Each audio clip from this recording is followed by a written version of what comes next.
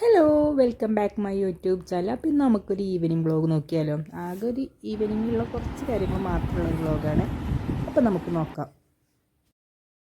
അപ്പോൾ ക്ലാസ് കഴിഞ്ഞ് വരുന്ന മോനിക്ക് എന്തെങ്കിലും ഉണ്ടാക്കി വെക്കാമെന്ന് വിചാരിച്ച് ഞാൻ പോകുന്നത് തൊട്ടടുത്തുള്ള പറമ്പിലേക്കാണ്. അവിടെ ഞാനൊരു ഇല കണ്ടിട്ടുണ്ടായി. അത് വെച്ചിട്ടാണ് ഉമ്മയൊക്കെ എനിക്ക് ക്ലാസ് കഴിഞ്ഞ് വരുമ്പം ഇതുണ്ടാക്കി തന്നിന്, അട ഉണ്ടാക്കി തന്നായിരുന്നു. പക്ഷെ ഇവിടെ വന്നതിന് ശേഷം ആരും ഈ ഇല ഉപയോഗിക്കുന്നതായിട്ട് ഞാൻ കണ്ടിട്ടുണ്ടായില്ല.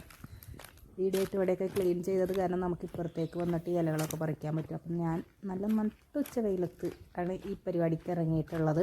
അപ്പോൾ ഈ കാണുന്ന ഇലയാണ്. ഇതിനിപ്പോൾ എന്താ ഈ ഇലയുടെ പേര് എനിക്ക് ഓർമ്മയില്ല കേട്ടോ. ഇലയുടെ പേര് ആർക്കെങ്കിലും അറിയെങ്കിൽ തീർച്ചയായിട്ടും കമൻറ്റ് ഇപ്പോൾ കിട്ടാനിട്ടാണ്.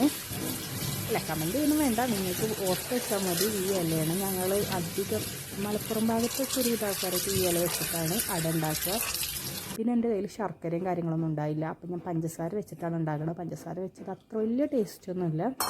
എന്നാലും നമുക്കൊരു സ്കൂളിൽ വരുമ്പോൾ എന്തെങ്കിലുമൊക്കെ കാണുമ്പോൾ ഒരു രസമല്ലേ. ഇന്നും ഈ ബേക്കറി തന്നെ കഴിക്കേണ്ട എന്ന് വിചാരിച്ചിട്ടാണ് ഞാനിത് ഉണ്ടാക്കണേ. എനിക്ക് ഒട്ടും അറിയാത്തൊരു പരിപാടിയാണ് ചപ്പാത്തിയും പത്തിരി ഉണ്ടാക്കൽ. ഒട്ടും അറിയില്ല എന്നാൽ ശ്രമിച്ചിട്ട് പാളിപ്പോയിട്ടുള്ള രണ്ട് സാധനങ്ങളാണ് അത് രണ്ടും. അപ്പം നമുക്ക് അതിനുള്ള എല്ലാ സാധനങ്ങളും ഞാൻ റെഡിയാക്കി വെച്ചിട്ടുണ്ട്. ഇനി എൻ്റെ ഇതിൻ്റെ ഷേപ്പ് കണ്ടിട്ട് നിങ്ങളാരും തല ഇറങ്ങി വീണാൽ ഞാൻ ഉത്തരവാദിയായിരിക്കില്ല കേട്ടോ. പിന്നെ ഷേപ്പ് എങ്ങനെയായാലും കുഴപ്പമില്ലല്ലോ. താണ്ട ഇത്രയും കാലമായിട്ട് ഈ സാധനം റെഡിക്കൊന്ന് പരത്തി റെഡിയാക്കാൻ എനിക്ക് ഇതുവരെ കഴിഞ്ഞിട്ടില്ല. എങ്ങനെ പരത്തിയാലും ഇന്ത്യയുടെ മാപ്പോ അല്ലെങ്കിൽ കേരളത്തിൻ്റെ ഇതോ പോലെ ഇങ്ങനെ ഇരിക്കും. അത്രയ്ക്ക് നല്ല ഭംഗിയിലാണ് ഞാനിത് പരത്തി റെഡിയാക്കുന്നത്.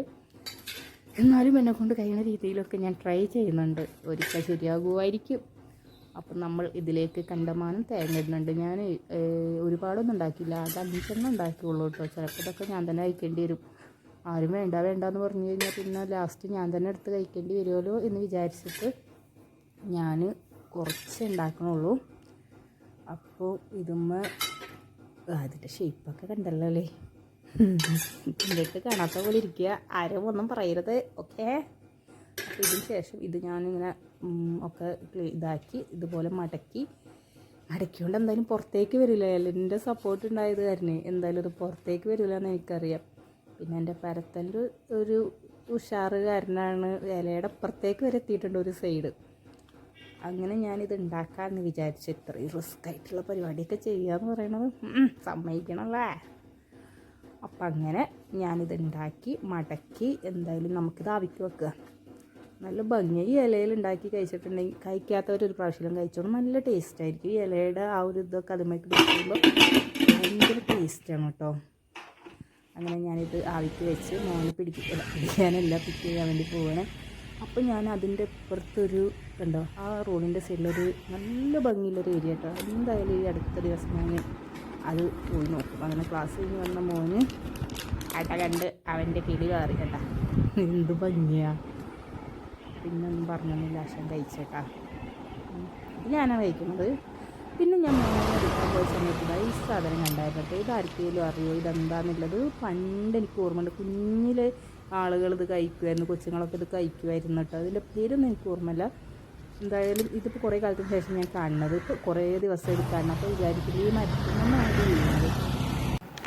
അങ്ങനെ ക്ലാസ് കഴിഞ്ഞ് വന്നിട്ട് പിന്നെ അടുത്ത ടാസ്ക് ഈ കാണുന്ന സാധനങ്ങളാണ്. ഹോംവർക്കൊക്കെ എത്രത്തോളം എഴുതിയിട്ടുണ്ട്, എത്രത്തോളം എഴുതാനുണ്ട് എന്നുള്ളതാണ് ഞാൻ അടുത്ത ടാസ്ക്. അത്യാവശ്യം ഹോംവർക്ക് ഉണ്ട്. ഇംഗ്ലീഷും മലയാളവും EVS ഒക്കെ ആയിട്ട് ഹോംവർക്ക് ഉണ്ട്. ഇനി ഞാനത് എഴുതിപ്പിക്കട്ടെ.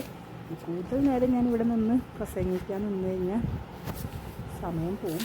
അപ്പോൾ ശരി, ബായ്. എൻ്റെ വീഡിയോ ആരെങ്കിലും ആദ്യമായിട്ട് എങ്ങനെയെങ്കിലും കാണുന്നുണ്ടെങ്കിൽ പ്ലീസ് സപ്പോർട്ട്. ഓക്കെ, പറഞ്ഞ പോലെ നിങ്ങളെല്ലാവരും സപ്പോർട്ട് ചെയ്യണം. Thank you, by.